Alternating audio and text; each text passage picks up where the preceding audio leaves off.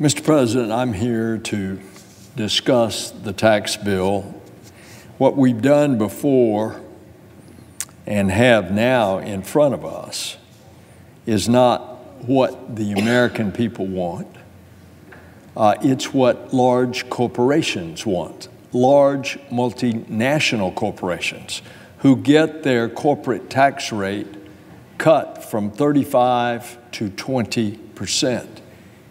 It's what the well-to-do want. That's what is before us. Now let me explain. Anyone who says that this bill is all for the middle class is not giving the full story. What they're not telling you is that the tax cuts for the middle class expire in 7 or 8 years. That's not what's being told.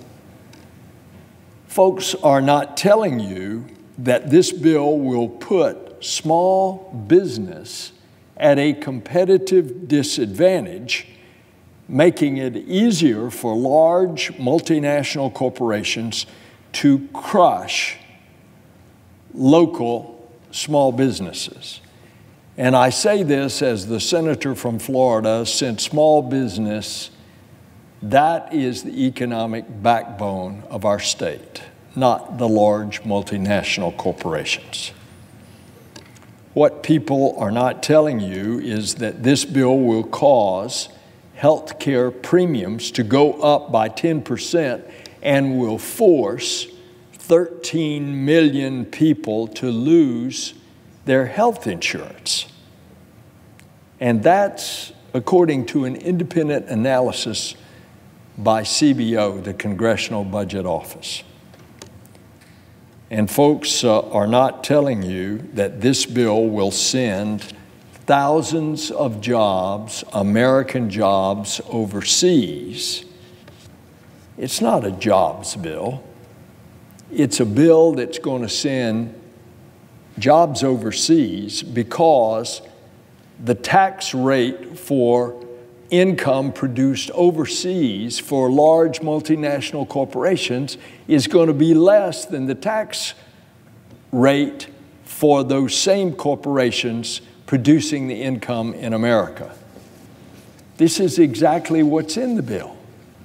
They're not telling you all the other ways that CBO says that this bill will hurt ordinary Americans. So, for example, beginning in 2019, CBO says that anyone making under $30,000 a year will take a hit from this bill if it becomes law. Then in 2021, anyone making under $40,000 will start to feel the pinch. And then in 2027, anyone making under $75,000 is actually going to get a tax increase. That's what folks are not telling you. But that is what is in print in the bill. And all the while, the big multinational corporations and those at the economic top will continue to reap the benefits of tax cuts. Now, this is not fooling. This is what the bill says. So once folks find out what's in this bill, there's going to be a day of reckoning. The question is, when are they going to find out? Are they going to wait until they see that everybody, in about 7 years, everybody earning under $75,000 is actually getting a tax increase? Well, what the bill needs is balance. Now, this senator is a member of the Finance Committee, and we tried to add balance in the committee. But our Republican colleagues insisted on voting down every Democratic amendment that was brought up. only making changes on the margin to say that they had gone through regular order. An amendment of this senator's to increase the child tax credit was voted down 14-12. Meantime, the real bill is being written in secret by one party with a new iteration to change it coming out almost every other day. I wish I were kidding, but in fact, it came out the week before Thanksgiving. That the next Monday we started marking up, then a new version came out on Tuesday, a new version came out on Wednesday, and then in the markup on Thursday before the Thanksgiving week, lo and behold, there was a new version with a so-called manager's amendment. The bill starts changing colors with each new version trying to top the last in what it is doing to the middle class. This isn't the way that we should be doing the people's business. We ought to be coming together to find a way to negotiate a tax bill that works for most Americans, not pit red states versus blue states, or make it harder for cities to invest in infrastructure. Or we shouldn't have a tax bill that makes health care less affordable and takes away health care from 13 million people. And on top of all of this, that increases the national debt by almost $1.5 trillion on top of the $20 trillion of national debt.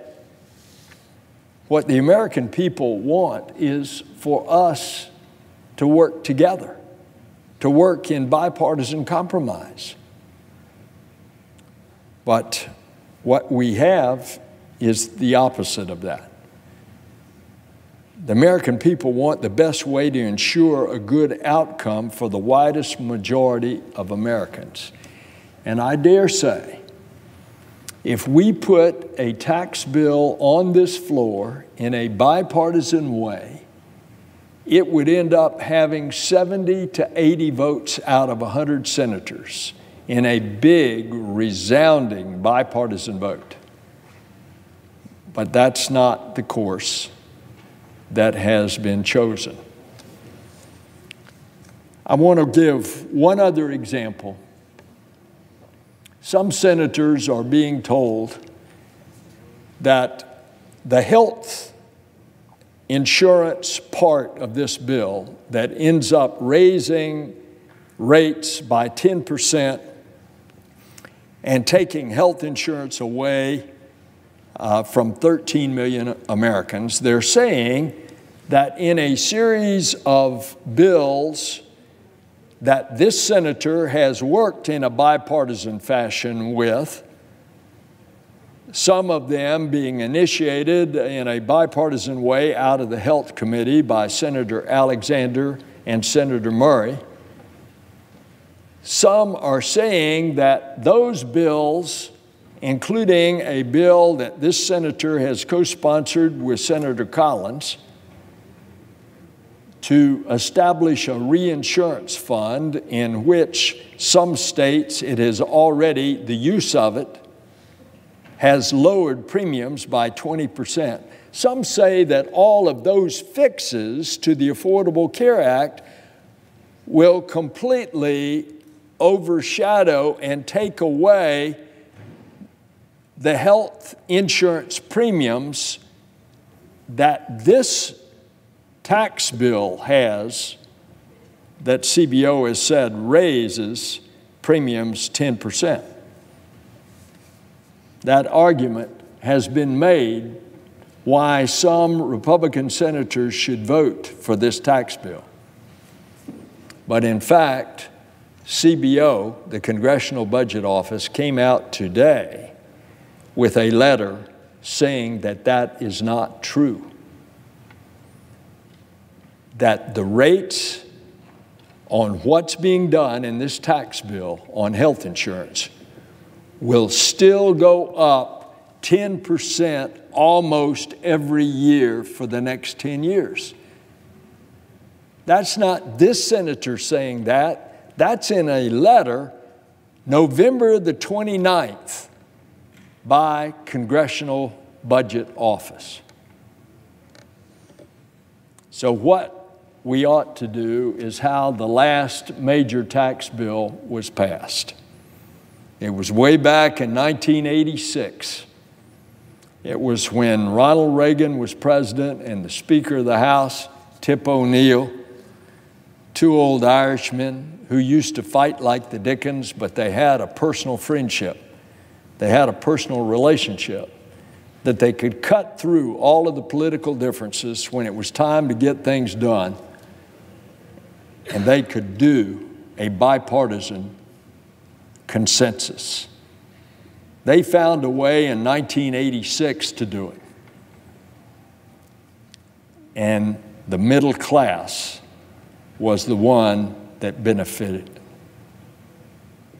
So we know it can be done. It's been done before. This isn't 1986. This is 2017.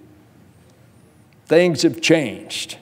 It's gotten a lot more partisan around here. It's gotten a lot more ideologically rigid. But when you're doing major tax bills that affect 1/6 of the American economy, isn't it time to revert to what we did back in '86, where we came together in bipartisan consensus? As long as there is a will, there is a way. And what I hope in the midst of this extreme toxic atmosphere of high partisanship, that we might find a will to cut through that and say, indeed there is a way, and it is a bipartisan way. We just need willing partners on both sides. I pray that that will occur between now and Christmas before we do something that we are going to regret, so that we can do something for the American economy, and so we can do something for the American people, that they finally say, this is the way I want our public servants to act. I want them to act in consensus building in a bipartisan or nonpartisan way. I hope that that will be our Christmas present. Mr. President, I yield the floor.